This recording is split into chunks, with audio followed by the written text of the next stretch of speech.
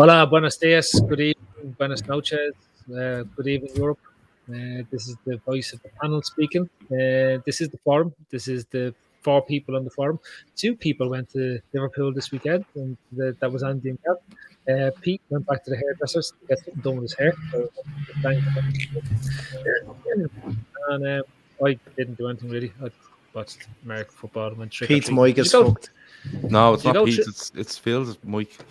What is it making a funny sound? Is it? No, there you go. You're all right now. No, that's because I muted Pete. All right. Okay. That's great. You're deadly at that. Well done, Andy. You've learned lots of tricks since we started doing this. Fair play to you. Where are we going? Oh yeah. So trick or treating. Gav, did you go trick or treating last night, or were you just? Did you look like a zombie after coming back from Liverpool? No, we were around trick or treating time yesterday. Me and Andy were in beer keller in Liverpool, and Andy was being very good, drinking Coke Zero, and I was absolutely lamping points of Estrella Elba. Had a lovely time, and then Andy said, "Listen, will you please give over? We're going to get a taxi. I'm going to the airport." I said, "Okay, sorry, but," and then that was it. Andy, you're drinking Coke Zero. I understand Guinness Zero and Heineken Zero, but what's the point of Coke Zero? It's no sugar. So what's Diet Coke then? No caffeine, I think, is it? And no sugar. No sugar. Does Coke Zero have caffeine and no sugar? Coke Zero is lovely. I don't know. Coke Zero is nicer than real Coke, full fat Coke. Bullshit. I have an argument. I think we need to. I think we need to have. I think that should be the first topic of conversation. I'd argue that I wasn't actually drinking Coke Zero because that's complete lie. It was Pepsi Max.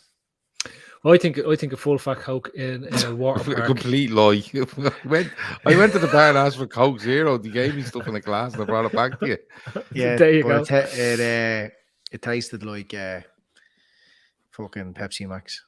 The biggest talking point, sorry Phil, of the weekend was Andy asked me what I put in a lasagna when I'm making it, and I had the fucking audacity to say black pepper, and he lost the fucking plot.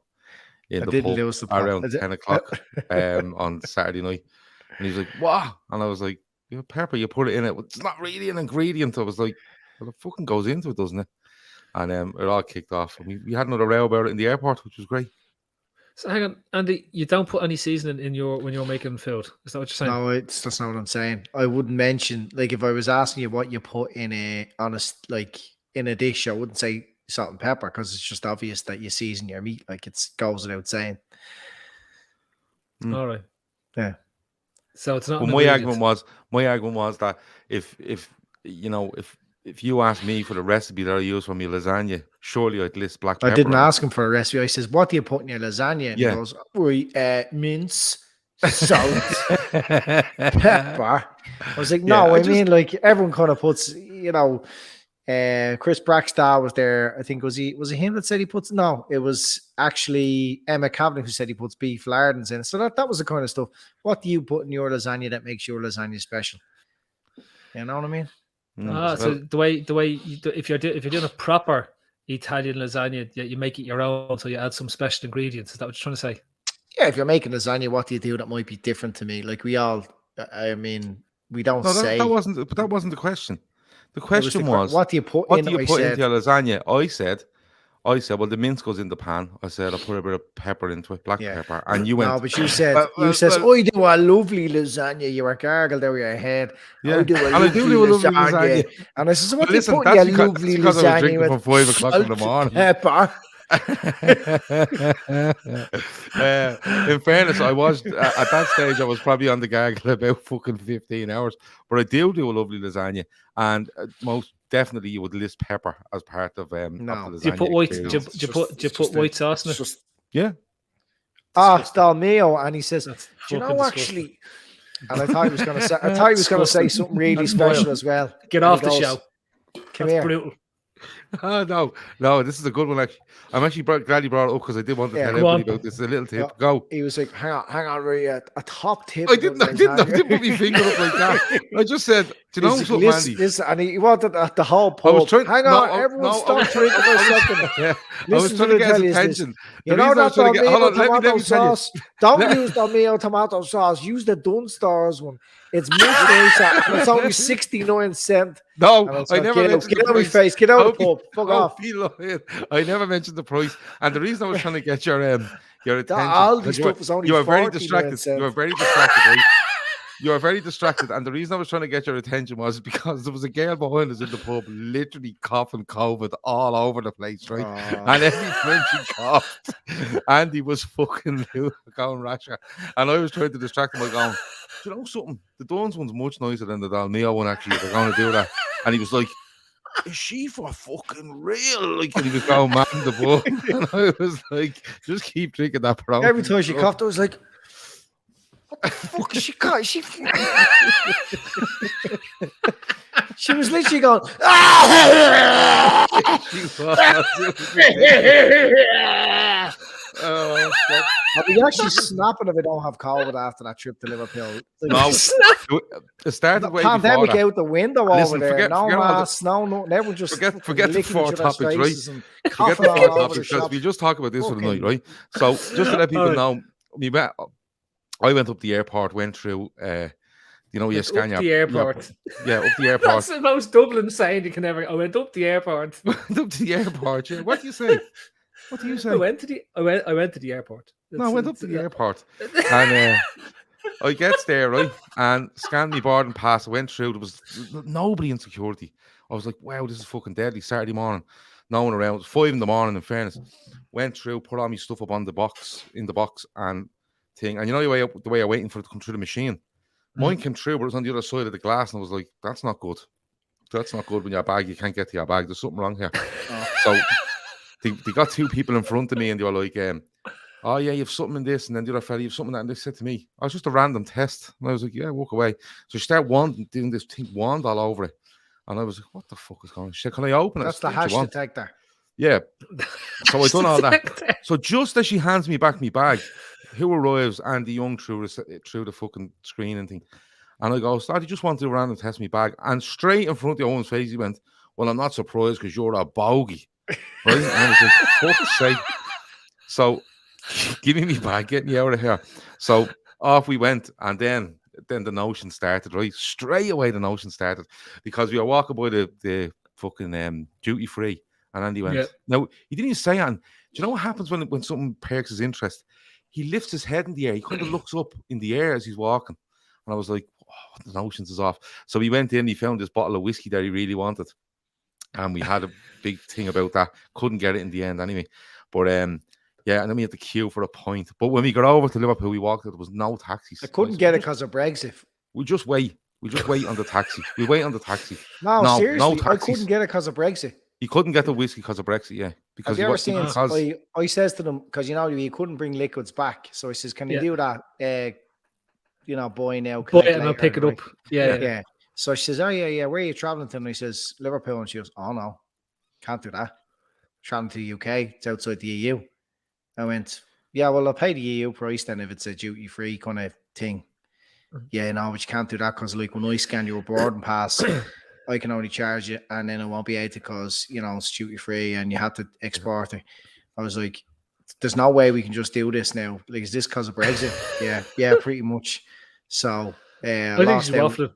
Andy, I think she's waffling. No, we went and got a second opinion further up the airport. I did. I went. He did. He said, I'm going to get a second opinion on this. I called over a pilot because they kind of in charge of the airport. They're the pilot. Get me the nearest pilot. I want a second. There was a pilot. I says, Captain, come here for a second. And it wasn't a shitty pilot like off Ryanair, and that was like top notch Aer Lingus Captain Transatlantic, big, top proper. Was he definitely a captain now, not a force officer? No, he was. He did a load of captain stripes on the sleeves and all the stripes. Yeah, this fella's probably a captain. He had an Adidas jacket on him. Yeah. Well, So I asked him, and he says, "Have you ever heard this nonsense?" And I explained to him, and he goes, "Yeah." He says, "I had the same problem myself. It's a joke." Yeah. So that was that. So then we got to Liverpool and there was no taxis. And I said, Andy, we just stand Brexit here again. and we wait. And no, it was, I think the Everton fans went up that early in the morning to All right, call the fair taxi man. So Andy went, "Mummy, get the bus." And I said, "I'm not getting a bus. No, I'm not getting a bus." And he was like, "No, come on, there's no taxi. We'll be here for an hour. You just want to stand here smoking for an hour. Come on, we get a bus." And I was like, "It's not like you to go on a bus." He said, "I haven't been on a bus in ages. Come on, we get on the bus." So we got on the bus. We sat down on the bus, and Andy's first thing he said to me was, "There's not a hope of us getting out of this fucking city without COVID now after getting on the bus." I was like, "Right, okay."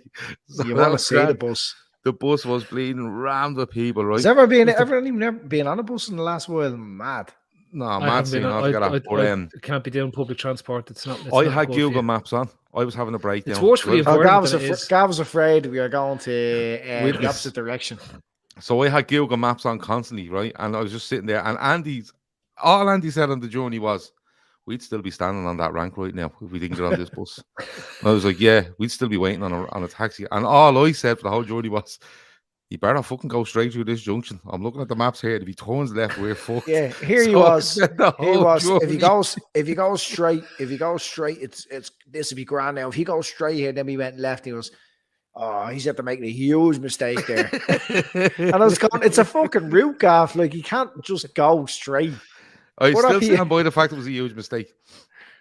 Yeah. He took a left there at the bakery. Can you? and I think it's Did you not go Egbert. up and tell him? Can you not go straight there? We're in a rush. No, there We was need to too get to many the pub." people. There was too many people. As Tom Bowden said, was Ole driving the bus? Yeah, no, like Red Steve says, like Gav at Google Maps on, the driver knows the way.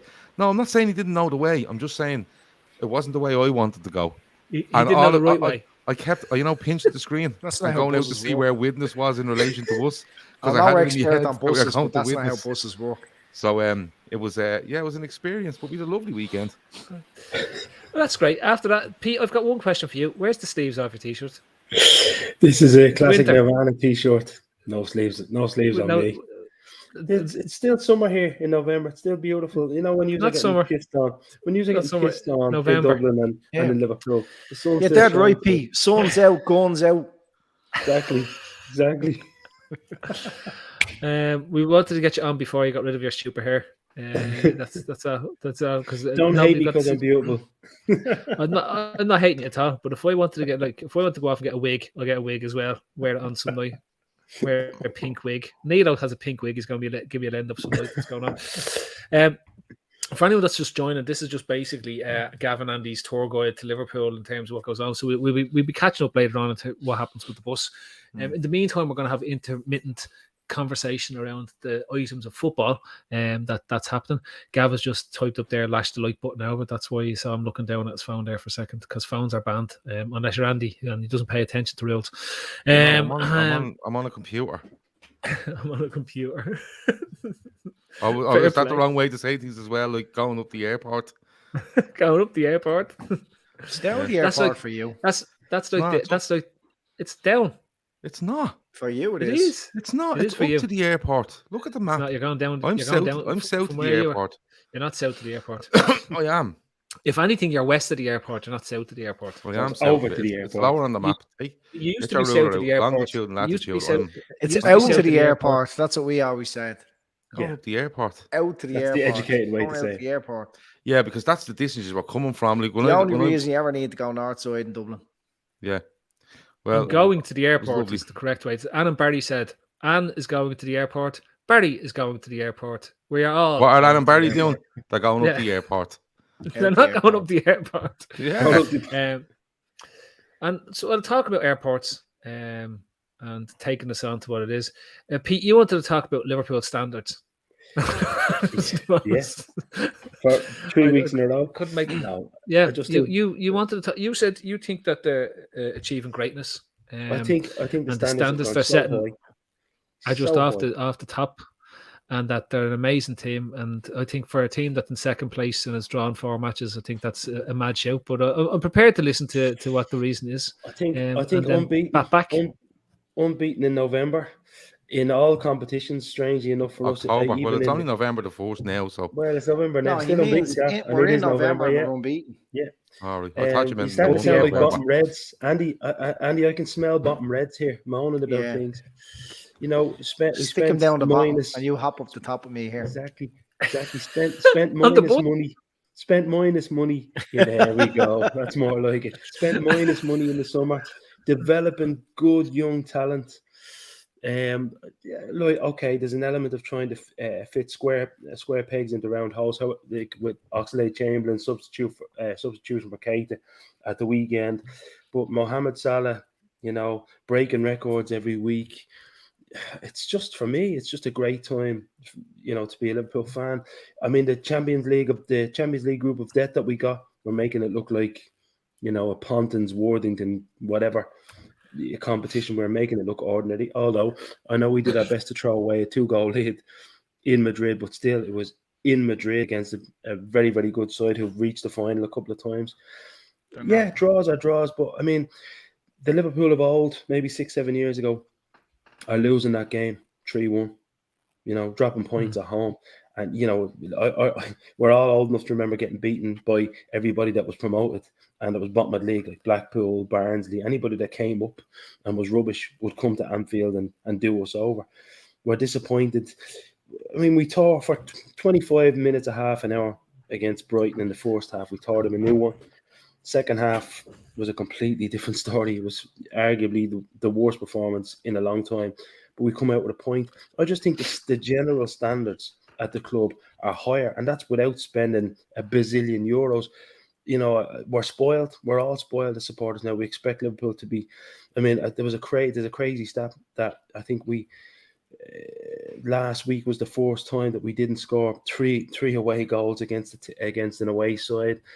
This is unheard of. This is every week you pick up your phone or you hear of a new record being broken that the lads aren't even aware of. Mo Salah going over to ask goalkeepers what way they would have dived if he had gotten a penalty. You know, everybody from Arrigo Sacchi to the most experienced Premier League players saying the same thing after they've played against Liverpool, that it's a privilege. You're witnessing greatness. Someone like Arrigo Sacchi, who built 4 or 5 of the best sides that football has ever seen, looking at Liverpool going, there's no superstars there. It's just an unbelievable unit. You're looking at the best team in the world. And we're sitting there bemoaning about, okay, we dropped points to Brentford, we dropped points but we went to Old Trafford a week and a half ago and scored 5 goals without reply. This is standard. So I don't care about how bad Manchester United are. They're Manchester United. They tore Spurs a new one the other night. This is an unbelievable time. And Liverpool are not even in top gear, probably in third or fourth. Look at Van Dijk. For me, I'm looking at him and he's not even accelerating. He hasn't even put his foot down. The team hasn't really put their foot down. I just think we're just on a great road. I can't understand how everybody's not sitting back and going, holy Jesus. Still players to come back into it. Fabinho to come back into it. He didn't even feature against Manchester United. Thiago to come into it. He has been out of the picture. The young lad that was injured, whose name I always forget. What's his fucking name? Harvey Elliott has to come back into it. You know, okay, we'll probably strengthen up top after Christmas, but I think I was saying this to you, Gav, last week. I can't think of 5 players in the world without spending 100 million quid that actually improve us or that we would want to sign. Do we want to start signing players for the sake of signing them? To be honest with you, I'm looking at it going now, be careful who we bring in. It hasn't been as good as this in decades. Okay, can I just, because Gav, you tend to be a realist rather than this pointless going nonsense that's being spouted at the moment, right? Mm-hmm. We're second in the league, right? Yeah. Only 2 teams in the last 30 years have won a league from the amount of games we've drawn so far at this point in out of the first 10 games. Mm-hmm. While we have looked better than we did last year, we look more like the team that still missed out on the title, say in 18-19 or even 17-18 in terms of the form that's there in the league. Is the truth really somewhere in between? Because we do have a gaping hole that is the midfield in terms of the injuries and the injuries that we've already clocked up early on in the season. I don't really go on past stuff, to be honest with you. You know, I just look at being 3 points off the top, and that has to be a positive. we've lost points from winning positions this season. You know, Brentford's the game on Saturday. Brentford's there might be one Man or City. two other. Man City, yeah, and they're 3 of the 4 And draws. Brighton. But Man City won. You know, it's Man City. The Brentford one was just crazy. It was one of those games, and Chelsea that obviously had sending offs and stuff like that. Pete's right. You know, we're looking at a brilliant side, and I'm not one. Like, I'll be honest with you, I came out of that ground on Saturday and I went, that was shit. And then I just forgot about it because I know, and my overriding feeling was, it's probably the kick they need. Now, people will say, well, they've had that kick 3 times already, but this one was different for me because of the level of performance. I thought we played okay against City. I thought at times we played okay at Brentford, and I thought we were just frustrated against Chelsea. But this one was different for me. Like Pete says that we are good in the first 30 and we ripped them a new one. I don't agree with that whatsoever. I thought we were slow. I thought we were very pedantic on the ball. I thought we weren't moving it. There was a bit of nonchalance in that. They were nonchalant for no reason. And what I mean by that is the shape of the team, the responsibility that players had, they just seemed to shrug off. And I didn't like it from start to finish. I'm going to be honest. Now, that's not me going to say, oh, the league's gone and all that. That's rubbish. But I did stand at Anfield on Saturday, and Andy knows it and Shawnee knows because we're standing beside them in the Kop. And I was saying, this is not good enough. Not even from a point of how we attacked. It was how we defended, how open we were, how lightweight we looked. And it was literally, we literally looked like, I'll let them attack, we'll get it back and we'll do something. There was a bit of arrogance there that shouldn't have been. You know, we should be 1-0 down before we score. We should be 1-0 down. They opened us up. And if you actually watch, I think it's might be Trossard gets the chance, I'm not too sure. 2 minutes in. And if you watch it, Trent, Virgil, Konate, all strolling back. He's 1-on-1 with the goalkeeper. They're all strolling. It's only Robertson that actually reacts. I think the change, Keita, we probably get on to him later, the change killed us in a way because Keita was actually very controlling in what he was doing, and he was actually pressing well. And when he goes off, Curtis Jones was way far to left, Oxlade-Chamberlain was way far to right. And what Brighton done was they stopped looking to go over the back of Trent, even though Trent was so high up the pitch. And what they done was they just trusted their fullbacks to get the ball into the middle of the park.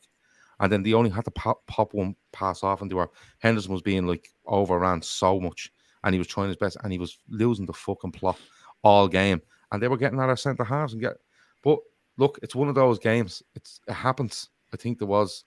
You can't put it down to we were tired in the second half. They've had a week off. Most of them had a week off, and you play these teams that you put out against Preston for this reason, be fresh at the weekend. And look, when all said and done, Liverpool weren't good enough. They weren't good enough defensively. They weren't good enough attacking-wise. They weren't good enough in midfield. They didn't press the ball. They didn't put pressure on the ball. And they were so slow in possession, it was untrue. And when you get games like that, you get what you deserve. And you know what? They probably got more than they deserved on Saturday for me. But I'm not going to panic. I turn around and go, I'm all up for Atletico in 2 days' time. And I'm all up for West Ham next Sunday. And bring it on, because it would be like, we've seen it so many times, Phil. It would be like Liverpool to just go now and just knock Atletico Madrid around the place, beat West Ham, go into another international break, and what happened on Saturday is forgotten about. Gav, do you think hang on, Pete. I'm hosting. Yeah, no, I was just going to ask a question. Right, I'll come back to you, Andy. On that though, to win leagues, the thing that made us flawless and flawless beyond what we normally see with these league wins was our ability to get those wins in that year, even when things looked like we were going to drop points. And to me, I thought the big mentality brick that we used to launch at people all the time is that the last 5-10 minutes in a game, we'd absolutely crucify teams. They'd be terrified. They'd be pinned back. You think about that Aston Villa game back in was it 1920, where we scored 2 goals in the dying deaths. I think it was 87. Yeah, in terms of what's there. So I'm looking at this and I'm waiting for that. I'm waiting for that to happen this season. I'm looking at this game and I'm waiting for it to happen. Even when we go back to qualifying for the Champions League last year, you have fucking Alisson scoring goals in the dying embers of the game against Burnley, and I haven't seen that yet. Right, so I think what we've done in Europe, 10 games in. Yeah, I know, but 10 games. And we're 3 points behind. We conceded 2 goals after being 2 up against Milan and won 3-2. We had chances at the end of the City game.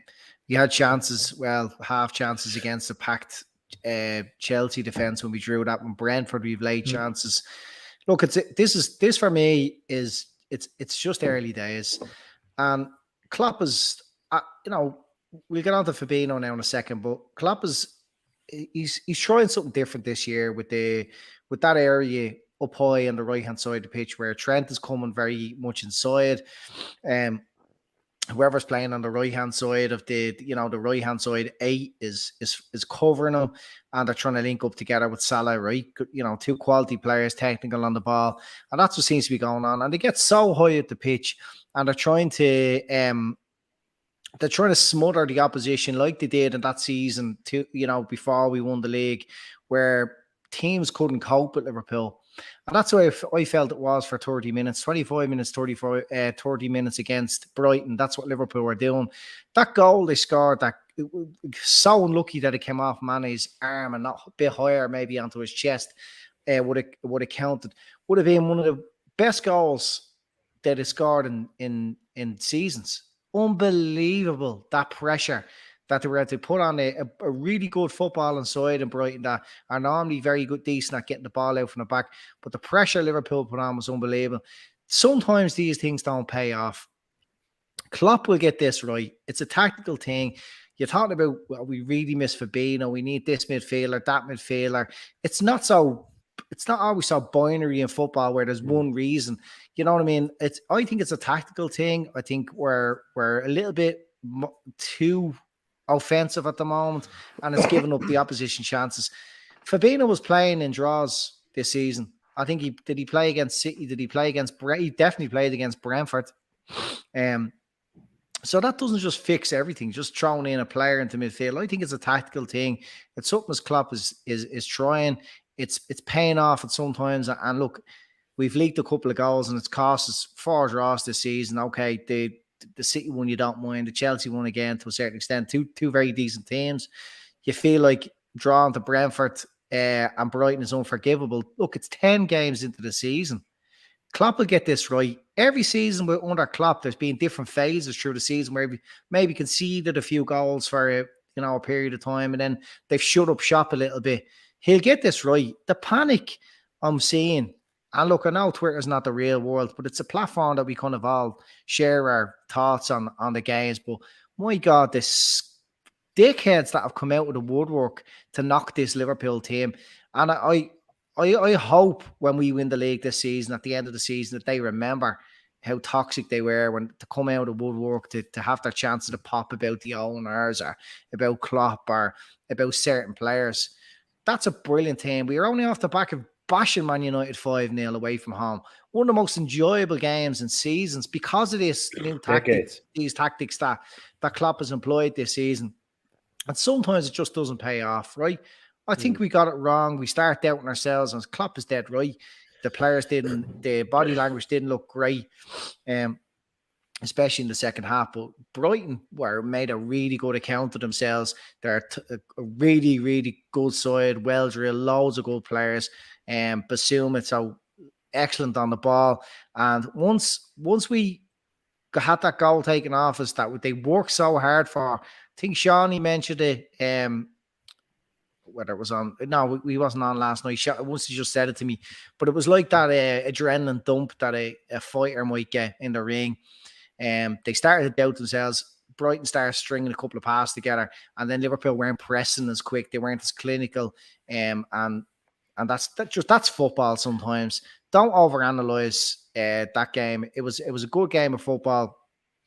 Brighton were excellent, but I think as time goes on, you'll see Liverpool starting to shore up a little bit at the back, and where we still got the ability to score all them goals as well. It's just a bit hectic. Can I just say, I have a bit of concern around the defence, and not so much. And I never thought I'd say this, but I don't think, and it goes on from before he got injured last year. I don't think Van Dijk has been imperious at the same level as he was when we go back to 1920, and I think there's a weakness in the centre of the defence. Now, not all the time, but at some of the times that can be exploited by other teams, and it has been exploited by other teams because we've conceded a lot of goals in comparison to what we've done. We're not conceding a lot of goals on a regular basis, but when we let one in, we tend to let 2 in. or more. You know what I mean? We're not letting one go. It just seems that they turn off for the game or whatever. And it's very strange that this happens. Now, Gav, I said to you earlier on, I have a theory on this, and it wasn't a mad theory. I was going to go on and talk about people who don't watch games and stuff like that. But one of the biggest theory I have on this is it goes back to the idea of a clunker, right? That you come out of a series of high profile, high pressure games, and you face a team like a Brighton or a Brentford, right? And you've steamrolled teams that were supposedly your equals or someone who can take you on, and you turn up in these games, and if you take away 1920, we've always struggled in that position. Yeah. Right? And most teams do. It's hard, and it's always the games that, like, look at City have lost 2 games. They've come off the back of City having big games either in Europe or in the league in the previous weeks, and that's where it's gone to. And I'm looking at it saying, when you've got weaknesses in your squad, and we do have weaknesses in the squad at the moment because we've got so many midfield players injured, that you need everyone to be on their game to cover that in these particular type of games. And I don't think the defense, and I'm talking about the centre defense. Like, Canate had a wonderful game against United, and he didn't have that great a game, in my opinion, against Brighton. And Van Dijk didn't have that great a game against Brighton either. Yeah, Both got very isolated. But you need to look where the source of this was, Phil. And for me, standing on the ground watching it, right, early on, like, there was one ball over the top early on, and Van Dijk actually flicks it to himself and then just plays football. It was ridiculous, right? And they were on it. And what I mean by that is they penned Brighton in, and Brighton's only ball out was just to get rid of it. And Van Dijk cleared it up. Brighton started hitting a few balls at him and Canate. They dealt with it. You know, Liverpool pressed them and made them rush passes around midfield. Air defenders stood in and got it. All of them. But what happened was then, Phil, and I felt sorry for the back four on Saturday for a long period of the game, because Brighton were literally, I swear to God, one ball into centre midfield, popped it to another guy, and they literally had 5-6 fellas running at air back four. Versus the front, and I don't care how fucking good you are, right? If you have 5-6 fellas running at 40s and they're making moves everywhere, how many fellas you meant to cover? And people are having a go. I don't think Robertson was good at the weekend, but he was literally looking around going, is there anybody here to help? Trent, it's a deliberate thing with Trent to keep him very high. Invite that ball in behind them and we clear it up, but we'll make sure we nearly pin you in down that side. Yeah. But, like, to be honest with you, Phil, like, the midfield was appalling. And, you know, like, don't get me wrong, if the midfield were press, and they were getting passes through the strikers, and Van Dijk wasn't dealing with them, or Canate wasn't dealing with them, you go, you know what, you need to deal with that. They're doing their job. They're rushing people. They're pressing people, but they simply weren't. Like, there was one. I think maybe in the goal they get. Their midfielder gets it in the left side of midfield and literally runs the width of Anfield with it, right? And gives it to another guy who runs back the width of Anfield in the opposite direction with it. And nobody went near him. Nobody. Was it the goal? No, it wasn't the goal. No, it wasn't the goal. But it was literally like these fellas have literally ran probably combined 100 yards with this ball, and nobody in midfield went near them. Nobody. And Henderson was losing his mind every single time the ball went anywhere. He was losing his mind. But I get what you're saying about him, because I don't think Van Dijk is at 100%, and I don't think he should be after 10 games. I said it last week. You probably have to, like, you look at the league table after 15. You probably have to look at him after 15. You know, he'll probably get another international break here, and then you come back, and then by the start of December, he'll be 15 games in, league games in, and I think you have to look at him then. But just look, I agree with Andy to a point. It is early days. These things happen. They are doing something different for me definitely with regards to Trent, and definitely in midfield. And sometimes it'll work magnificently, and sometimes it won't. And the person that he had in there on Saturday asked a lot for it to work. But overall, you just have to hold your hands up and say they weren't good enough on Saturday. And that's okay to say. They weren't good enough on Saturday. I do. My worry, people see, and people live in the media, they only look at results and they only look at one games, and they look at one game in isolation. My worry is we've drawn 3 or 5 at home. And 2 of those games we should have won. And if you take the Brighton game, we should win that. When you're 2 goals up, you should win that game. There's no excuse in terms of what it is. Even if we have a poor midfield, it's there. And Pete, going back to your original point about this team has set all sorts of records and has done all sorts of wonderful things. But my biggest fear, and I've said it on previous podcasts, is that this team, because of the league it's in, ends up with potentially 1 league title and 1 Champions League, which it would be amazing. But I want to see this team win multiple leagues because I want this to be seen as a generational team. A team when people look back at it and talk about Klopp's era at Liverpool, it's unquestionable that he is there with Bob Paisley and with Bill Shankly as one of the greatest Liverpool managers. And like I think the difficulty that he has to face into with the level of competition that's all around him. Shankly and Paisley didn't have to deal with this level of competition in terms of what they went in to achieve. Look, you've got other teams throwing billions of pounds at it to win the league. And you look at Chelsea. If Chelsea were to win the league this year, they'd have won the league with 2 different managers at the time Klopp has been at the club. And they fucked money left, right, and centre, like beyond left, right, and centre, right? We've built it around our system, and it's incredible. But I go back to it's incredible what Klopp's done. It's incredible he has us where we are. But there's always a disappointment. There's always a disappointment when you drop points from a losing position. You can buy it if you're down 2-0 and you pull yourself back into a 2-2 draw at home. And the other side is, Andy, I would say, if somebody had given you the run of games we have, and they say that we pick up 4 points out of the United and Brighton games, and you draw with United and beat Brighton, nobody's questioning it. You know what I mean? You're going to Old Trafford, so you're getting the same amount of points just in reverse. It's a very valid point, and football rarely works out the way. Sorry, you Andy, expect. I'm just going to get a can. I'll be back, right? Don't go anywhere. Look, we'll just have a chat between me and you, Phil, because I think we could have a good chat about this. Football never happens the way you expect, right? Someone had said to you, we'll probably draw at Old Trafford and we'll beat Brighton at home. You'd say, yeah, that's football, and that's the way we expect it to happen.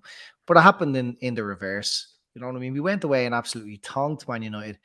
And look, and United, for all the slagging, they went and made a very good account of themselves against Spurs. So they have still got a bit about them. They are dangerous, but we beat them 5-0. And then at home against Brighton, which maybe people think it should be a guaranteed 3 points, but it can be a banana skin. People don't seem to realise how good Brighton are. And that's the way football goes. And we have to accept that across the season. That certain games won't go your way. You know what I mean? You're not entitled to win every game. And we'll get on to my topic as well later on. But Brighton didn't give up. I mean, and that's what made us so good. And as time goes on throughout the season, I think we're going to see that again from us. Andy, and talking about never giving up. That's your topic, and I have no fucking idea what you're talking about. So you may better explain it to everyone. I just thought it was a Mo Salah t-shirt that you're going to start talking about. You couldn't get one when you're over in Liverpool. Yeah, no, it just it kind of cropped up in my head a few times. First of all, Brighton, they just didn't give up, and they got what they deserved out of the game. They could have won the game quite easily, and that was all from just staying in, digging deep. I mean, they were nearly 3 goals down, and they just managed to edge their way back into the game, and by halfway through the second half, they were well on top, and they could have scored. They were very unlucky not to go 3-2 ahead. Looking at the fans, it got so quiet after Brighton started kind of getting on top, and we'd seen a lot of fans heading off early. I don't know what this thing is. Is it this modernization of football where people are just giving up, throwing in the towel? Fans on Twitter, you know what I mean? The place was hopping, you know what I mean? And I know it's only a social media platform, but look, even amongst ourselves on WhatsApp and having the chats, like top of the world after beating Man United, and a really good performance at Preston as well with the fringe players, and everything's good. And one draw, 10 games into the season, and people are giving up. You know what I mean? And our players, Klopp didn't like the body language. Did our players give up too easy? The point is, don't give up. You know what I mean? And we're all in this together as supporters and the team. They shouldn't even be entering their mind that this league is over at this stage. 3 points behind Chelsea. It's way too early in Tuchel's reign at Chelsea to just go the whole season unbeaten. I've no doubt next season this might be a Chelsea team that'll go on and win the league. Absolutely, they'll challenge. But I guarantee you now, sitting here, they're going to have a bad run. They're going to have a spell over a month or 6 weeks where they'll drop a few points, and Liverpool will get in there, no problem. They'll put 10 games together. We're unbeaten in what 20 odd games. I mean, come on. 23, I think it is. 23 games and a draw, and people are giving up, throwing in the towel, and citing things like, "Oh, we should have strengthened in the summer." Well, we didn't. You know what I mean? And it's not that simple. There's so many factors. You can't just buy a 9th player for that 3-man midfield. You can't just go. It's not how football works. You have to. You would have had to get rid of one of them, okay? And to bring in the quality that you're talking about to replace that could have come on instead of Ox at the weekend. You're talking about getting rid of a a well-paid player. Very difficult to set. Ox is on good money. Very difficult to shift them and bring in someone of proper quality. It's very hard to say to someone that we've Fabinho there, we've Katie who spent 50 million on, we've Thiago, Henderson, a player a really good player is going to want to. They're going to want good money and they're going to want to be guaranteed to play football. Yeah. It's not that straightforward.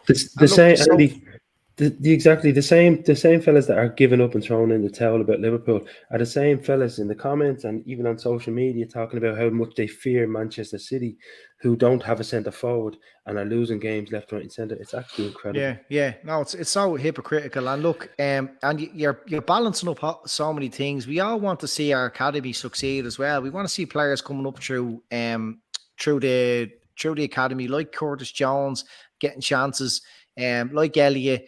Look at City, one of the best players in the league, and Phil Foden. Well, we want to have our Phil Foden in the midfield. Give these players the minutes that they deserve. And it was extremely unlucky for Elliott to get. I know you can see certain players like Keita in and out of the team, and Henderson and Milner, but you would imagine from 8 of them, you've still got a fairly competent midfield that's able to do bits and pieces. But and again, I don't really believe that it's down to personnel alone. I think the tactics that Klopp has tried this season, it just hasn't paid off at times. I think when it comes Andy, Gav, can you just show Marcus Barnes super chat there for the 5 of the pounds of the euros of the Swahili Bundesliga? No, it's great British pounds, but it looks it. Right. Yeah, not worth the money it's written on. Worth more Gav than what we get. You want to see the exchange rate? Go on. The issue is midfield. Jones and Oxen, the same midfield doesn't work. Both are offensively minded and don't have the defensive discipline. No midfield works with Oxen because he's shit. Was what the general take seems to be. However, he did actually play quite well when he came on against Atletico, so I can understand why. Had an assist at the weekend. Yeah, I can understand why Klopp was happy to throw him in. The disappointment would be that Keita got injured because he's been playing quite well, and he has been actually making an impact in the midfield because the 2 lads are able to. Well, I thought the Keita, Milner and Henderson midfield was really nice, because it is. Pete, can you stop getting up and leaving? Like, we want to know you're on a bungee cord. You just got running off and then being pulled back. No, as Chris Breck knows, I have small kids that are the most sensitive sleepers. They're fast asleep, but it's nothing to do with that. Your missus is going to hit you with a frying pan now in a minute. It's going to look like an old Vic Reeves sketch. She's fast asleep. No, just they're at that age where you hear the noise. No, Phil, sorry. Just that comment, because look, I'm about to be insane about players in midfield and what we should have done this summer. But Kevin Ball says, like, yeah, okay, it's a valid point. We should have replaced Ginny. Maybe Ginny as an individual, we should have replaced him, but that would have meant getting rid of someone, because we'd Harvey Elliott, who was now ready for this midfield that came in. You can't just expect Klopp to go out and buy a midfielder and then Elliott gets no football. We're trying to create a superstar here, a player in who was world class in the making. So Ginny was replaced numbers wise by Elliott. He was coming into the frame and he deserved it. Yeah, but you can't have this. And then also, but Andy, you can't have this argument. Can I make my point? Yeah. Come on. I was going to agree with you, but fuck you. And then last season when we probably could have done when we lost Lovren last season at centre back. And we won signing to make it. We went out, we bought a centre midfielder in Thiago. I was expecting fully that Ginny was gone or going there and then, that they would have cashed in, and whether it was then or in January, that the writing was on the wall there that Ginny was gone. I couldn't see any sense for buying an extra centre midfielder. So I think that's when Ginny was kind of replaced. They went out, okay, it's not like for like, but they went out and bought a player, a starter, you know what I mean? A player who's experienced like Ginny and is going to come into the team and start. So Ginny was replaced numbers wise. He was the gap was filled. Okay, you'd be doing well to find another Gini Wijnaldum in world football who's fit every single game and has that same sort of energy. But numbers wise, it hasn't Klopp has been negligent here. I think if he had his way, he probably would have shifted Ox and brought in someone who has the legs. But it's not that simple. During a pandemic and the club reported a loss and everything else, you have to be able to shift players first to bring them in. Yeah, and somebody made the point there about Saul. I mean, Chelsea have so much money that they can tactically take players off the board that Liverpool are interested in. This is what you're up against when you're trying to bring somebody in. Don't worry, the mafia money's on the way. We're going to be burying money left, right, and centre. Exactly, you have to play the hand you're dealt. I mean, I'm enjoying Jones. Now, in the new Anfield Road end that they're building, they're sticking in massive washing machines, and they're going to launder all the money that the mafia are going to send over, and we're going to have billions of euros to spend. It's going to be great crack. They're going to pay for it in cash. There's going to be none of these payment pro plans anymore. Lash it all in cash. But Gav, I want to ask you, right? This is the thing. This goes back to everyone is losing their shit over the fact we didn't sign the midfielder. We know that the method that they've employed is that they don't just buy a player. They wait till the player that they want comes along. And I'm convinced until it doesn't happen that Gravenberch is the player that they've wanted. And they're prepared to sit there, right? And it's not Bellingham. It's not anybody like that. It's going to be someone who isn't 100 million or 90 million. It's going to be someone like I think it's Gravenberch. I think that's the fella that they're waiting on. And we knew that he was going to spend another year in Ajax. And this is this is part of the plan, because they're constantly planning for what the next evolution of that team is. And if you look at who's likely to be moved on, going back to Andy's point of 9 midfielders, Ox ain't going to be there. Milner is going to be 39 or whatever he is at that stage, right? This is where you then bring somebody in that you expect to see embedded into your centre midfield, and you've got what Hendo's going to be 33. They're going to be looking at who is the longer term replacement for him. Do you think this happens in January? No. If they can do it, they will. Yeah, well, then it's a mute point. And I'm getting a pain in my hole, to be honest with you, talking about what midfield we should have and shouldn't have every time we can see the goal or drop a point. Thiago gets an injury. Like someone said there, he's a risk that's massively backfired. He hasn't. He got fucking folded in half at Goodison Park, and that's why he was out last season. He was exceptional when he came back for the last 10, 12 games of last season. He gets an injury this season, and that can happen to anyone. Fabinho's picked something up. It was meant to be a bit more than people thought, but he's back in training with the looks of it. So that's okay. Milner is so reliable, but he's 36, and when you see his hamstring going wherever, you have to expect that. And the Harvey Elliott one is just so fucking unfortunate. It's untrue. But then when you look at the start midfield at the weekend, you push for Jones and he's been really, really good this season. He was off on Saturday. Shit happens. Keita gets an injury. I know Andy was extremely frustrated with this because we were like, nothing happened to him. Like literally he was there and then he was on the ground. We still don't know what's going on with him. And that frustration continues because I thought he was probably our best midfielder up until he went off. And then Ox comes on, and Ox is a good if you have two people minding him. And what I mean by that is if you have Fabinho and you have a Henderson, Ox is fine. Because they'll absolutely be in his ear, left and right, in both his ears, saying, this is what you have to do, keep doing it. And it brings out the best in him because he has got that bit of explosiveness in him where you go by a player, hit a strike. But just the balance was completely wrong in that midfield. It was just completely wrong. And I'm sick of having this conversation. We should have fucking replaced Wijnaldum. We didn't. Let's be honest about it. If you have them all fit, are you calling for a Wijnaldum replacement? They're all fit. No, if Elliott doesn't snap his ankle, you're simply not. And the thing is, you have got a player that's had an ankle broken in half. You had a player that's gone out injured in Thiago. You have a 36-year-old. Fair enough, he gets a hamstring injury. We need to just stop this. And to be honest with you, if it was me, I'd be looking at Klopp more on Saturday and saying, "Well, hold on. That Jones is an attacking-minded player, and you also know that Oxlade-Chamberlain is an attacking-minded player. So what I'm going to do is, you need to tell them to stop drifting wide and stop making this game a big game. Get into the middle of the park and walk. And if they'd have done that, Liverpool would have won the game. It's as simple as that. But Brighton seen these gaps and exposed them. And, it's to be honest with you, I wouldn't have brought Ox on. Right? I would have literally went to 4-2-3-1. And I would have went, I'm sitting too deep here. I'm sitting too deep. And I'm going to bring Firmino back in. I'm going to bring Jota on. That's what I would have done. Because it would have made us much more solid in the middle of the park. You could see us Compact, we were struggling. But look, I'm just tired of having this fucking conversation because Okay. I know what you're saying, Phil, with planning and stuff like that and grabbing back, and I get all that. But you're saying it to the point of the way you speak about it is, well, we're planning, and if you look forward and you look at these players and there's reason why they go, that's fine. But if you turn around to me, Phil, and go, well, we should have fucking got Gravenbach because I'm not fucking listening to you anymore. You know what I mean? That's just the way I am because there's no point. Say that, you know what I mean? No, I know you didn't. What you said was perfectly fine because you're talking about planning and stuff like that, and it's a sane argument. But when people come out and go, as soon as something happens, it's like, oh, we should, and I'm like, come on, you know what I mean? And we have these games. It's simple as that.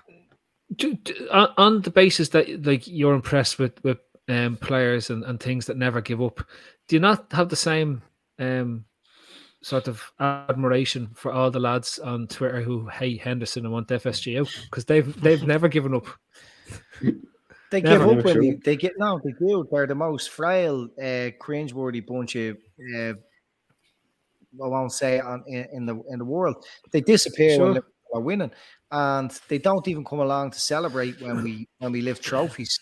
They're an embarrassment to the club, and I laugh at other teams with their fans like those, and it bugs me to see that's the sort of people who are representing our fan base. You know what I mean, and the laughing stock. Like I've said it to the lads. You might never see a better Liverpool team or a better era of Liverpool teams as Liverpool under Klopp. If you can't enjoy this now, you'll never, ever, ever enjoy Liverpool. You'll never enjoy them. You won't ever get your way. It's not like getting players and doing this and doing that just like it's on tap, like FIFA or something. It's not going to happen. Just like I don't know why they bother. It's embarrassing. Gav, on the point of pointless humans who support football, you wanted to bring up the topic of pointless assistants. Oh my God! Like I wasn't even as annoyed at the result as I was at these pricks, right? Because I got fucking and to the two young lads in the cop beside me, on about 80 minutes, the other day. I apologise. You probably aren't watching, but I apologise because I absolutely went bananas, at one stage, and I realised then I had my hands on these two lads' shoulders, and they were only about 14, and I fucking went mad. I mean, I roared and it's fucking, and then I looked and went, "Oh, that's fucking terrible!" Like the two kids were looking at me going, "What the fuck's this fella on?" And I said, "Sorry," but I genuinely think we've got to the stage where you don't need linesmen or whatever you assistant referees or whatever they're called now. Genuinely, I mean that, because there was one stage, and I'm sure I seen Matt in here. He's a sports fan, so he's probably watching. He'd probably tell me, as he watches sports, there's probably some United fans in here, wherever there is. But at that game on Saturday, Phil, right, there was one stage, the ball, I think it might have been Henderson, kicked it off a guy, main stand, second half, and everyone was like, it's a Liverpool throw. And you can see that, everyone kind of, the way they react, you see them moving into position and moving towards the ball to throw it. And he stood there, right? And he just kept staring at the ref and staring at the ref and staring. And then the ref pointed for Brighton and he just went, "Oh yeah, Brighton," right? And that's the goal came from that. The place went fucking mad, right? But my biggest thing is, if it's offside, put your fucking flag up and tell us it's offside. Don't let the game go on for another 15 seconds, because even if that fella scores, you're still going to put the fucking flag up. Mm-hmm. And it was the same for the Brighton goal, the goal that was disallowed, right? Your man's put through, he's offside. He goes around the keeper, he scores, and then the flag comes up, right? And then there was another one where he was mile offside, and he lets him play until the ball is in the box, and the flag goes up. And I'm like, why don't you just put the flag up?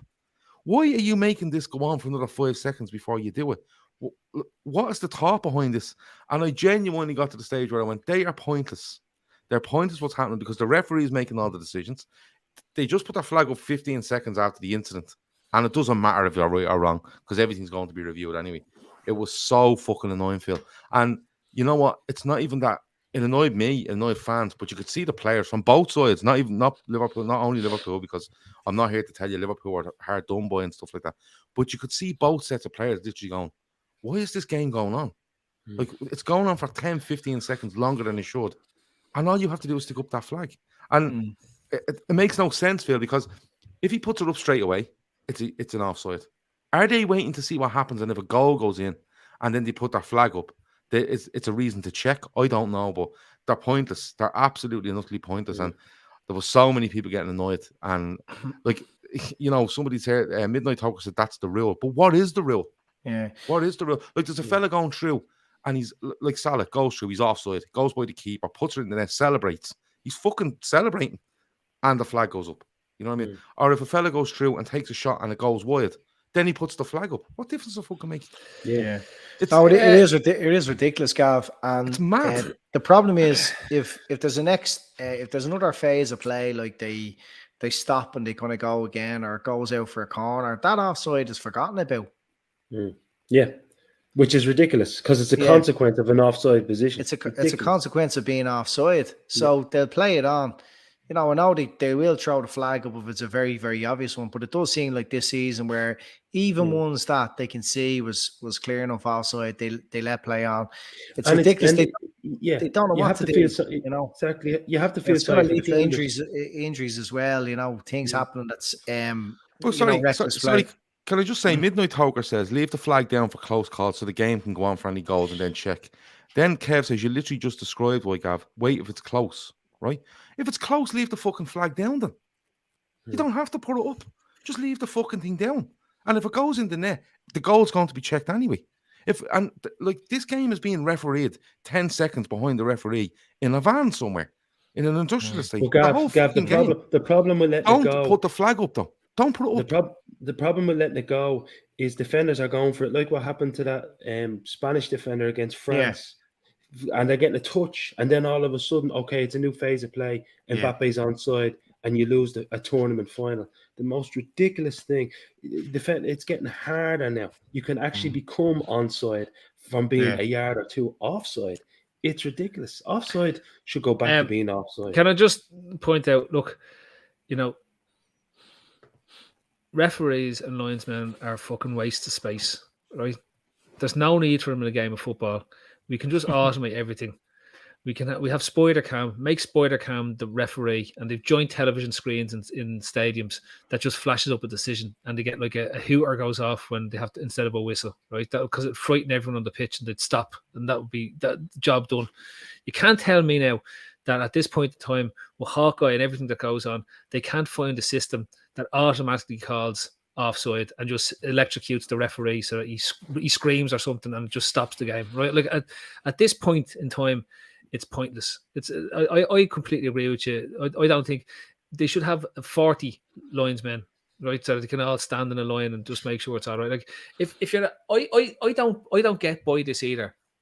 Don't put up the flag if it's close. Close brings subjectivity into decisions.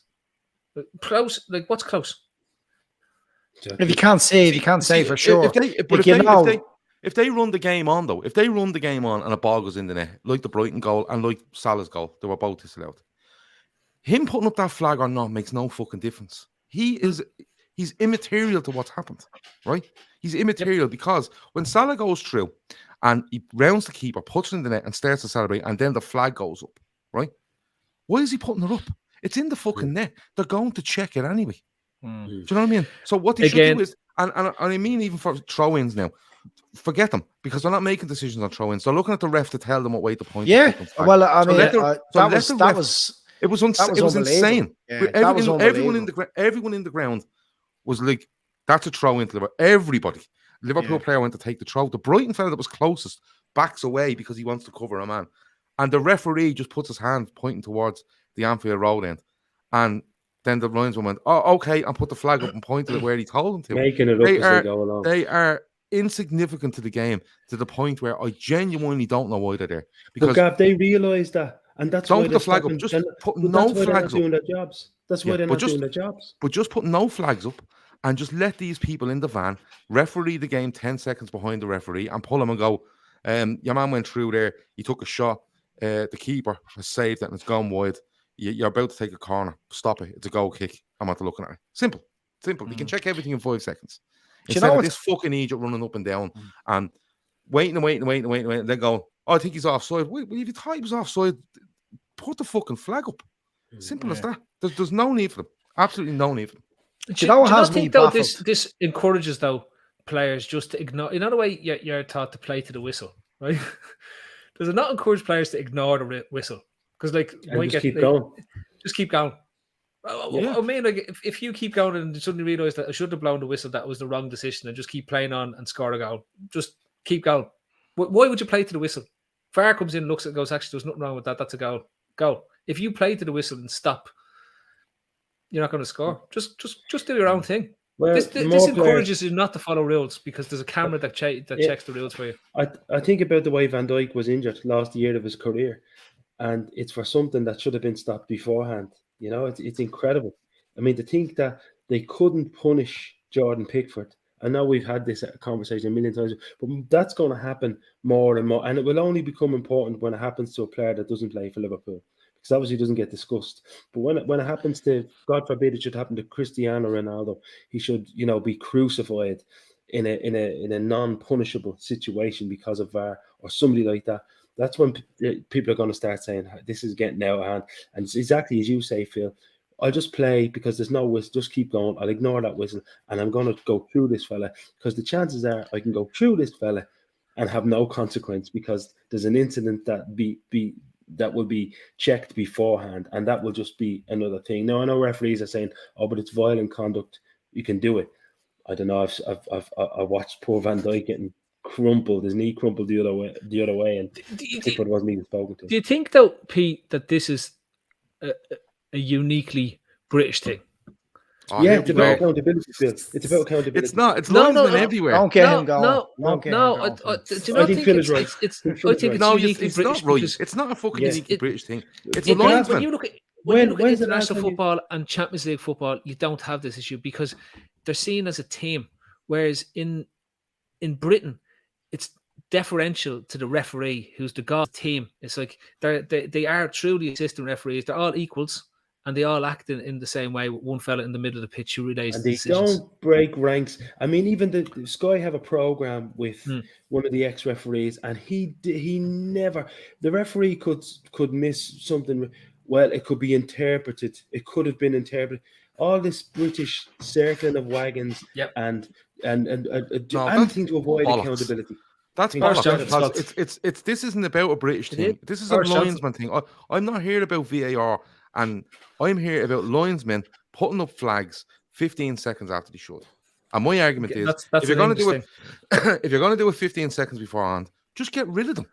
Just get fucking rid of them. And I don't mean I mean the Premier League, all over Europe, everywhere. If you're a linesman, down the dole office because your fucking job is gone, or become a referee, or train on VAR, or do something. Europe. They are referees. Remove them all. Referees. Remove they're very assistant good. referees. They're assistant referees. They're very good in Europe. They put up the flags and they tell the referee what's going on. They even tell them which way the throw has to go. No, I couldn't believe what I was watching on Saturday. And to be honest with you, no matter what people say to me about if it's close, if it's not, just do nothing. Just do nothing, because if it's close, it's still going to be decided by a fella in the van. So just let him fucking do it in the first place. The throw-in costs a goal just before half-time. I think you're right. Come here, Phil. I actually thought Pointless Assistants was about assistant managers, because you know I've often there was loads of them at one stage. They're behind the goal and everything. Yeah, somebody had two linesmen behind the goal. Yeah, but the fellas behind the goal never made decisions. My favorite bit with the lads behind the goal was that they had flags without the flag. They had just the poles. Do you remember they just sort of buzzed the referee and everyone? Do you remember Mark Lawrence had an absolute breakdown because he couldn't figure out why he couldn't put the flag up behind the goal to tell the referee something? And I was like, "Well, Mark, they actually have a buzzer that lets the referee know he wants to call him over." And he goes, "I'm not having that." I was like, I'm not having that. That's what's going on. Well, Gavin Andy on tour says Gav goes to first game in ages. It was my first game in ages because of the COVID stuff, and goes mental on lineouts. Do you know something? When you're watching on the TV, you see a bit of it if the linesman's on the far side of the pitch. But if he's on the camera side, you don't see as much. And I'd say people going to games week in, week out go absolutely mental. But Olivier makes a great point. He says, I've been told many a time those extra 15 seconds make a world of difference, Gav. So that's a great point as well. Come here. That comment Laura Duffy had up about the study, I'd be interested to see that, because nobody's really talking about VAR this season in terms of offsides. True. Maybe they're just bored of it, Andy. Well, it's People are bored of because they're not shown the evidence anymore. They're not showing the process and the lines anymore. So people are now. I mistakenly last year was a champions the idea of more transparency and more information. No. When actual But what fact, does that tell you? I was What does that tell you? completely wrong. But what does that tell you, Andy? People What are does that tell dumb. you? People are stupid. No, that the accountability again. What Phil is saying, they don't want to be accountable. You know, they just want to say. But that's but isn't it crazy to think that reducing the amount of transparency has solved the problem? Now people aren't seeing the evidence that leads to the decision, and they're accepting offsides, whether they're offside or they're onside. Yeah. I think it's absolutely crazy. And I remember last year seeing it in the Champions League, and I thought, there's never any trouble in the Champions League. They're never giving out offsides in the Champions League because they weren't shown in the Champions League. I thought that maybe they were just better referees or they were better VAR officials. But in actual fact, people deserve less information because they end up shutting up and not complaining about it. If you haven't realised that the age of information is actually it's over, shit show. Well, you still get all the information if you watch on TV. But it was it's sometimes they might show it later on. But this whole idea of the process, what people were doing was saying, "Oh, them lines aren't straight," and they were getting screenshots off their phone and using a ruler on their phone that doesn't stupid. Like, how on earth? There's millions was invested in that technology to take account for perspective and angles and everything else. And some fella on his phone, he thinks he can use a ruler like at that angle to make a valid point. Absolutely, I'm doubting that line that they spent millions on testing and the development that went into it. That proves it. That absolutely proves it. But this is my whole point. I'm going to trust my ruler on my Samsung Galaxy, and oh my god, this is an OLED screen. But this is my whole point, like about information and stuff like that. The linesman has thrown in an element of information that's not needed. And what I mean by that is, don't come into the equation. He doesn't need to come into the equation. He doesn't even need to be there. Just a referee takes the ball out and says, right, let's go. I've fucking 50 cameras in this ground. I've one flying up above our fucking heads. And I have spoiler cam. Within 5 seconds of anything happening on this pitch, I'll have the information back to me. Should you be red carded? Is it a corner? He can do whatever he fucking like and go back to referee is making. Oh, he got that wrong on the corner. Big fucking deal, right? But he won't get it wrong on yellows or reds because everything's being checked. Everything. And like you said, it just proves to me that there's no point in them being there.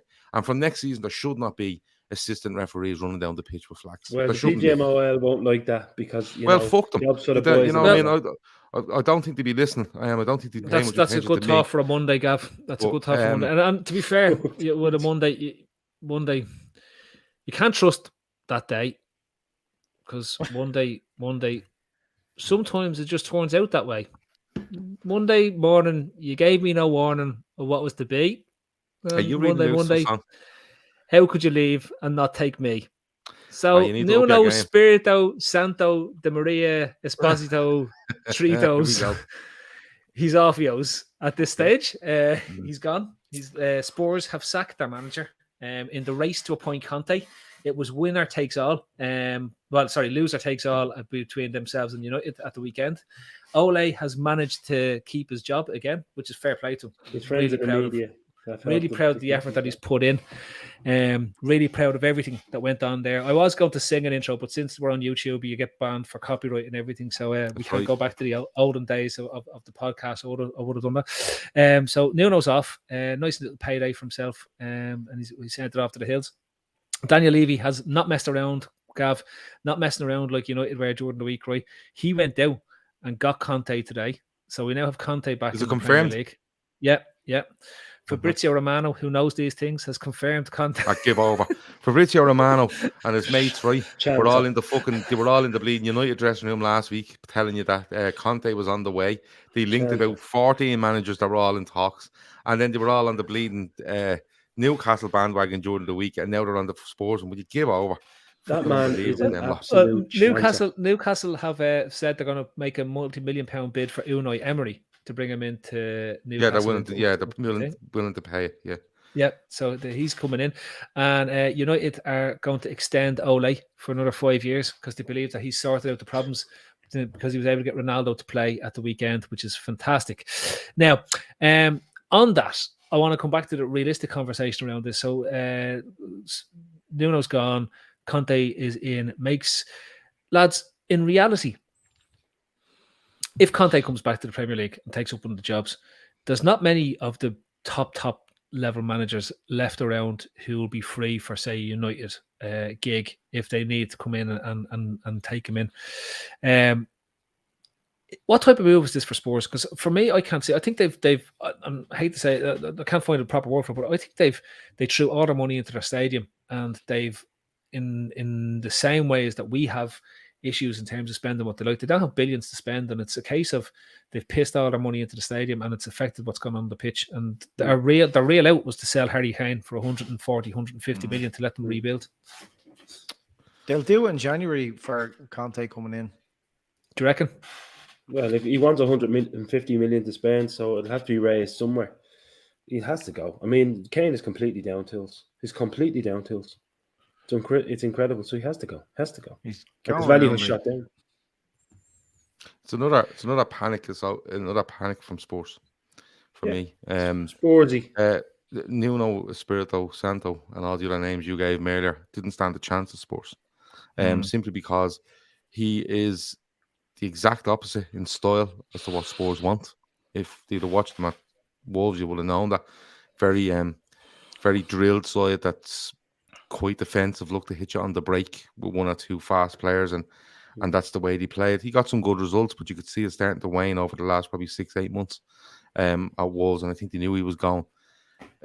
I think he's about their fourth or fifth choice in the summer. Gattuso, Conte, Fonseca. There might be one other. And his name is in the hat, and he eventually gets it, even though he looked on the verge of taking the Everton job, if you remember. Yeah, and he doesn't stand a chance, because if you look at the squad he has, and then you have their captain, who absolutely bottles a move to Man City. In my opinion, I keep saying it, he bottles a move to Man City because he's afraid of to lose his ego and reputation at Spurs, and now he just doesn't look like he wants to play. Son looks a shadow of himself. The defence looks a mess. They paid 50 million quid, Shawnee told me, for that centre half that played at the weekend, and it's madness. And he doesn't stand a chance, and he's gone. And I said it earlier, even when he won Manager of the Month, I thought he was in trouble, because the manner in which he won those games wouldn't last too long, and it wouldn't cut any. He wouldn't make the grade with Spurs fans on what they want to see, because we've always heard of the Liverpool way, the Arsenal way, West Ham way. Spurs have a way, they like to entertain, they always have, and it's probably been to their detriment at certain times where they haven't been solid enough. He went too far the other way. He tried to be way too solid. Watching them at the Arsenal at the North London derby was appalling. But then when you look at Conte, it's Mourinho Mark II for me. He's a fellow that's going to come in there. I think it is, Phil. I think he's going to rock a boat. I think he's going to look for loads of money, and then when he doesn't get it, he's going to throw his toys out of the pram over a period of probably 4 to 6 months, and then that'll be the back of him. Do you think it's a gambit, though? No, the one thing I think with Conte, which is interesting, is he hasn't really failed outside of the Europeans thing, right? So if they want the manager to come in to do something with them domestically, he's going to do so. I'd say he's got a good chance. Like, look at the fourth spot in the Premier League is miles open. If David Moyes and West Ham are the leading favourites at the moment, and you're going back to Andy's point, we're 10 games in, everyone is really close. Like, I looked around, Wolves have gone into fifth tonight after beating whoever they beat, Everton or something, right? Everton. Wolves were being relegated about 5 games. They lost the first 3, I think. Yeah, they were being relegated, and it was couldn't score a goal. Now they're challenging for Never give up. Never give up. Never give up. And the linesmen at Wolves are great because they put their flags up. But like, the one thing, like, you look at it, right? So you've got your man, the Irish fella. He's a very good wing back. He played there when he was at Wolves. The Matt fella. Doherty, yeah. And then they have a fella who can play wing back, or they'll just get Victor Moses in. They get Victor Moses in January. He'll play for them on wing back for Conte, and then they play all their centre backs, and then they'll have Kane and they'll have Son playing as well, and then he'll just have the midfielders.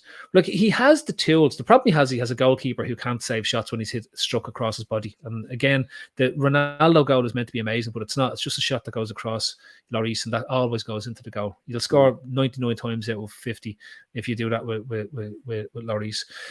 So I'm looking at it, I'm saying, I'm finding this race for fourth fascinating, because at the moment it's completely open. And if they make the move early, they're probably looking at themselves saying, we've got a good chance of scoping fourth. They're looking at United, and they know that's all over the shop, right? Fans back in the thing, the toxicity that floats around Old Trafford and Ole is going to be tremendous to watch over the course of the season, right? And I thought they could have been dangerous had they shifted Ole during the week and gone for Zidane, gone for somebody that's going to come in and galvanise the squad, but they haven't. And you look at this, and I think the most valid point I've seen is that Spurs have never been a relevant team. The most relevant thing they've ever done is get to the Champions League final and lose, outside of the Glenn Waddle and Chris Hoddle records from the 80s. Right? That was the most important thing Spurs have done in the best part of the 60 years. Diamond Lights, yeah, that's about it. So in reality, sad for Nuno, but he's going to be the Everton manager in the space of 3 weeks, and he's not going to really miss out. By the time we get around to November, everything that was going to happen in the summer will have just taken a bit longer to happen. Yeah. And the players will be more or less the same. So, yeah, but I look what I look at with this is it's sports strategy, and if you put, like you said, you put loads of money into your stadium, right? And they've been hit hard because of COVID and not being able to utilize that stadium and being able to take loans on top of loans to cover stuff and all, right? It doesn't seem like the right appointment. You want to bring somebody in that's going to go, right, look, this squad is decent. It needs to be drilled, but we need to play a little bit more of an attacking game. And I'll try to bring in players. But this Conte fella is going to come in and go, I want him, and it's going to cost you 120 million. And I don't give a fuck how I get it. Now, unless they've given them assurances, fair enough. But I don't know where they're pulling that money from to give them that insurances, bar the sale of Harry Kane, that sort of way. But, Kane could turn around and decide he wants to play football again. Because he looked like me that just doesn't want to play. He's literally just doesn't want to be there, and it just feels to me like the wrong. Like I'd be much more impressed with Spurs if they'd have went to Brighton on Monday morning and said, "There's 15 million quid. Let us have your manager." Yeah. And I'm not saying he's on the level of Antonio Conte, because Conte, someone said in the chat there, he's won five titles in 7 years. But he's more of a Spurs. But if you look like at the clubs he's won them at Chelsea, right? He wins it there, and the issues are money when he leaves, because they don't do this and they don't do that. From Inter, sell Lukaku, he's out the fucking door. You're selling me players, I'm gone. Spurs will have to do similar for me, and it just doesn't feel like it's one of those where it's looking like a quick fix. Where United want the yes man, these want the quick fix. Just get us in the Champions League, and it'll be worth it. And we'll have to deal with you being a prick in 18 months' time. That's fair enough. Whereas it's a business decision. Yeah, it is a business decision rather than a progressive football. And I don't know, it could go well, but I think it could go spectacularly wrong, even worse than Mourinho. I think it spells the end of Kane. For me, it's not it's exactly as you're saying. He likes to sit in. He likes a bit of pace on the break. He will look at Harry Kane, and his instinct would be, Harry Kane is playing with the reserves this week. Anybody has a problem with that can fuck off. And that will be the most entertaining thing that will happen this side of Christmas. And it'll be pragmatic. He will love Højbjerg. He will love Bergwijn might get a look in now. He'll love Lucas Moura. He'll love anybody that can spring from the trap. And he'll look at Kane and go, what are you going to do for me? What are you going to do? So given that it's Fabrizio Romano who broke the news, who's actually getting the Spurs job? It looks like it's going to be him. It's all over the shop now. Martin, it's mad how quick this has happened. Like, it's obviously not. This obviously isn't a reaction to being conked by United. They've moved fast. They have moved fast. They must have heard that United had been sniffing around last week, Gav, when all those rumours came out. You fucking stopped. You were. If you believed what you read last week, there was 15 fellas at Carrington fucking doing interviews. Like you're bleeding. What was that Alex program Ferguson? used to be on? I never got to talk about this. Alex Ferguson turned up to give them a pep talk so that they weren't too depressed after getting a thumping off. Alex Ferguson turned up to have a meeting with Ronaldo to tell them what the team should be doing, and Solskjaer sitting there going, "Yeah, grand." You know what I mean? Mad stuff. Yeah. Absolutely. Was mad. that Ollie comment about he had a quick chat with Ferguson, but he was talking to Ronaldo, so he didn't really get it around to having a good chat with He him. was in with Ronaldo because it was sponsorship stuff they were talking about. I'm sorry. All I kept when he turns up at the ground, all I kept thinking was Middlesbrough. I was thinking, here it comes now. Next week, Ferguson will be on the bench. No, just, wouldn't even just be Ferguson with observing. Solskjaer. Solskjaer would be on the bench, and they'd bring in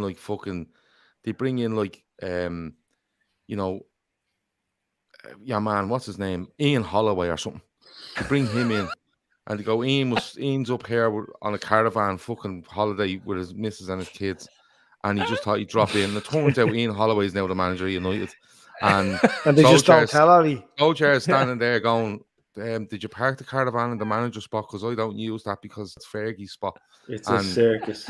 All this It's a fucking sort of circus. stuff. Like, fucking It's mad. a circus. It No. really is a circus. Long may it continue. It's wonderful. It's absolutely I have to wonderful. say, I'm really enjoying it. An absolute Yeah. circus. Fantastic. So, just turned up to talk. Oh, there's an international break coming up, isn't there? Yep. No, Yeah, pointless. More pointless internationals. Me and Handy will definitely have a show where we argue over pepper being a part of a meal or just a season. And me and Phil are definitely going to do a show on 90s Middlesbrough. Premier League, Middlesbrough. 90s fat Premier League Middlesbrough players. Steve Gibson. Phil, We're gonna have would you we're put gonna the have graphic the up? Brian. We're gonna have the Brian Robson versus Terry Venables 11, right? So, Yeah. Put the graphic up of Ravanelli turning up Reservoir Dog style with all his entourage. It's the best football photograph I've ever seen in my life. now I'm Have you sticking ever up the seen man it? that used to play midfield that was massive, Robbie Mustoe. He was about 52 stone. He was. Well, running around, big double chin him and everything, right? A big My arse in God. his thing, yeah. So that's what I'm going to. Phil Stamp, Some of the Phil stories. Stamp, and Robbie Mustoe. Stephen knows, Gav. Gav, what do you have on your Sunday roast? What you mean? What do you have? Like beef, potatoes, carrots, So, parsnips, I like Yorkshire turkey and ham. puddings, turkey and ham, and Yeah. salt, pepper, Yeah, but I like pepper. butter, Pepper like would be- knife, fork. point Yeah, of milk. but you asked what went into it. I put it Yeah. in the fucking pan with the stuff. I don't. What's your I favourite don't. sandwich? I don't mash Right. up me fucking Bread, I don't mash butter. potatoes. I don't mash potatoes and throw pepper on them in the pot. Do you know what I mean? What? That's going in after Yeah. it. What I mean is the pepper went in with the fucking stuff. Don't be trying You to don't bully put me about pepper. it. You don't put asked, pepper I in answered. your mashed What? potatoes. No, in the he's going on now as if, oh yeah, pepper. What do you have? I know what he's doing. What do you have on your Sunday roast? Oh, well, I put pepper on it. You see, you just season it with Yeah, pepper. yeah. Yeah, because it's on the plate when I put it in. I don't Ketchup. fucking lash Playing it the into long the game, meat. Somebody playing the puts long Getting a ketchup new, in their I'm getting a potatoes. new car at the weekend. Are you Oh, for? yeah, what are you getting? What extras are you getting? Radio, No, that's ridiculous. 'cause electric it's not an extra. windows, That's a joke. You see, you're making gear stuff up now. stick, You're making stuff steering up now. wheel. You're absolutely making stuff up now. You asked a question, you got the answer. I know you're fucking making out that if I go down to buy a car, I'll come Yes, back and brag because I got a car with wheels on it. Give over. Yeah. I'm getting wheels on my car. Yeah, Hey, what type of Optional wheels? extra. it's my favorite thing about my car is like wheels. Somebody mentioned rosemary today. I had a lovely lump of salmon today in a restaurant with a nice rosemary sauce across it. Really nice. Rosemary? Great restaurants here in What the Barcelona. fuck's that? Irish restaurants are rubbish. It's a herb. So It's a don't herb. even It's explain. normally associated with lamb. Rosemary. What's rosemary? It's a herb. It's a herb. Have you ever had lamb? Yeah, I've had lamb, yeah. Yeah. Oh, does it Rosemary. not count if there wasn't rosemary on it? What are we Jesus. dealing with here? Like honestly, I know. I don't know what we're Absolute dealing with. corpo. You know what I mean? Corpo. Even when we were in Liverpool, I was afraid to say to Andy, how's that? All right, it was. All right. Oh, Nothing was nice. Nothing was, yeah, that was nice. All right. Yeah, it wasn't bad. Yeah, it was all right. But we So- did, like we hardly went all out. We didn't go anywhere where you'd expect to feel too nice. Well, I did say to you after the game, "Hey, where are you bringing me?" And your suggestion was Nando's. I said, Not you bad pick shout. anywhere No, and go anywhere you that's, want. that's a complete. Nando's Can I just lie. put something? Shawnee said, Can I Shawnee just says, put I something go to to rest? Hang on, Nando's. hang on. yeah, and I says, I go to Nando's. I was Can I just put prepared something to to rest? Red Steve there is going rough on it about with you for the Smeg. weekend. There's no problem there. Smeg being like an Toasted, amazing or the thing and toasted. people having notions. The amount of bogies I saw walking around one of the retail parks at the weekend carrying Smeg stuff. Never Lovely. touch Smeg. It's a bit like what they've Yeah. done with what's that crowd? Canadian And he's duck. got to throw What are them they in the called? wheelie bin straight after this now. Do you remember? You heard do you the remember bogies what's happen. remember the North Face and Canadian duck jackets, the ones that you're going around that Canadian duck. all the lads in Finglas are wearing around the place, right? They're all going around now with Smeg toasters and teapots. No, Honestly, if you no. own, They're burn making it. that up. Throw it on the. Where- Throw it on the. I'm not. Where I'm did not. you see? Where I'm not. did you get any photos? I do have Did photos. you get I'm any gonna send them on photos? to you. You need I to do. go and photograph these people, or I it do. didn't happen. Yeah. It's Yeah. amazing.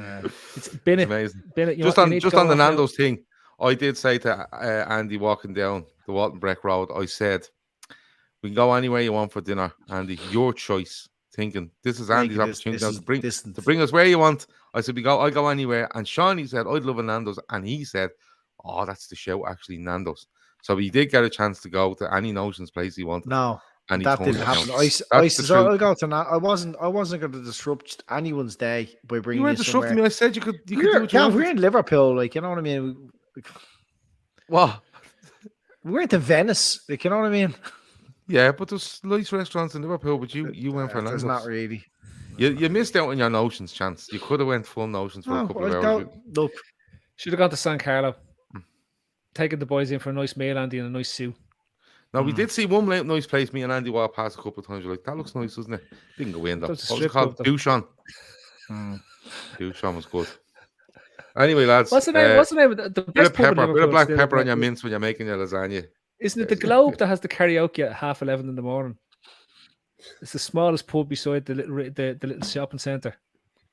No, there was the St. George's Market. Yeah, it's we were coming back on the in. right hand side. They have a black and white portable TV now on the counter that they watch the matches on. They're all Evertonians as well.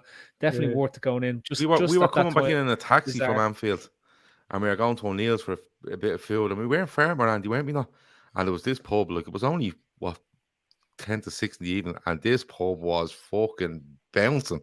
That was an Irish pub up in the Irish Quarter there. Oh my God, we're going, boy, and the fucking windows in the place were shaking. And when you looked in, it was about 50 birds in it just going, singing. It was fucking mental. It was smoke coming out of floating over the top. It was unbelievable. And it was mad, but we had a great weekend. We did. Chris Brack is harassing me about the beer. No, I didn't. I liked talking to you, and I liked talking to your outfly sound. But no, I don't like bright pubs. Yeah, he doesn't like bright pubs. English pubs are notoriously bright, and they paint the walls white and stuff like that. And it feels like poker machines in it as well. I don't get like it feels like Last Orders. The fruities they call them, and all all the lights have gone on. Yeah.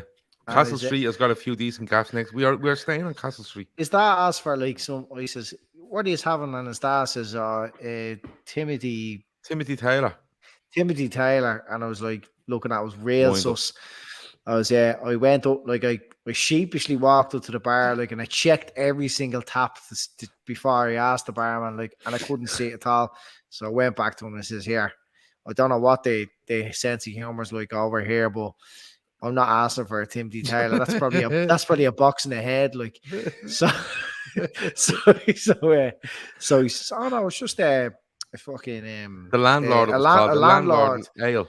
And then I went up to the bar and I just went, fuck it. Like, I says, "Do you sell landlords?" And he goes, yeah. I was like, all right, give us one of those on Carling and a Guinness on it, whatever.